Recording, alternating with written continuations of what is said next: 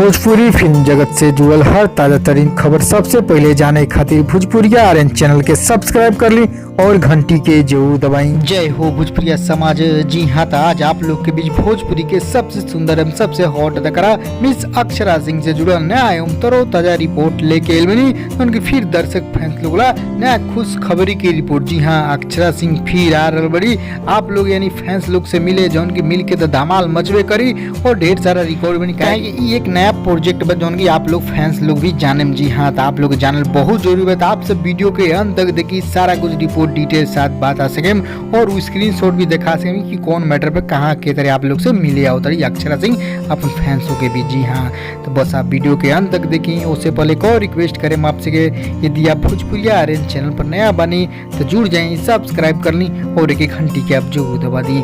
जी हाँ, तो चलिए आप दर्शक फैंस बताए नया तरो ताजा रिपोर्ट की बड़ी खबर यानी खुश खबरी भी भाई नया खबर से। जी हाँ, तो कहा जाओ अक्षरा सिंह अपन फैंस लोग भी फिर आ रहे मिले जो उनके हर हमेशा नया नया फिल्म नया नया गाना लेके आवते रही धमाल मचल। लेकिन अब लॉकडाउन में पिछला दिनों फैंसों से मिली धमाल मचली और फिर आ रही आप लोग से मिले जो उनकी कल ही। जी हाँ, कल ही आज आप सब बीच रिपोर्ट बता रहे बनी 4 जून के जो 4 जून के बाद कल 5 जून के आप लोग बीच आ रहे नया प्रोजेक्ट जो नया रूप देख सके। जी हाँ, तो अक्षरा सिंह के नया प्रोजेक्ट की तैयारी के लिए जो आप लोग से कुछ शेयर कर चाहते हैं जो आप लोग के बीच आ रही लाइव। जी हाँ, लाइव आ रही आपके बीच जो कल ही जो 5 जून के उनकी लाइव आई है। तो आप लोग से जरूरी बात करें और लाइव अले में इनके साथ एक और आदमी रही तो उनके प्रशांत निशांत जी जो फिल्म टीम के डिस्ट्रीब्यूटर। जी हाँ, फिल्म डिस्ट्रीब्यूटर यहाँ के बड़ा बड़ा फिल्म पर काम कर और ओकरा बाद अक्षरा सिंह की कितना बड़ा प्रोजेक्ट में इनके हाथ फिल्म डिस्ट्रीब्यूटर काम कर प्रचार प्रमोशन भी करनी साथ साथ जो आप सभी देख लो। जी हाँ, हाँ तो कहल जो लाइव हम आई और कितना बजे। जी हाँ, तो लाइव आवे कि इनके टाइम बटे 5 जून के शाम 5 बजे। वो भी अक्षरा सिंह की इंस्टाग्राम का ऑफिशियल आईडी। जी हाँ, सिंह अक्षरा के नाम से उनको ऑफिशियल आईडी में इंस्टाग्राम ऊपर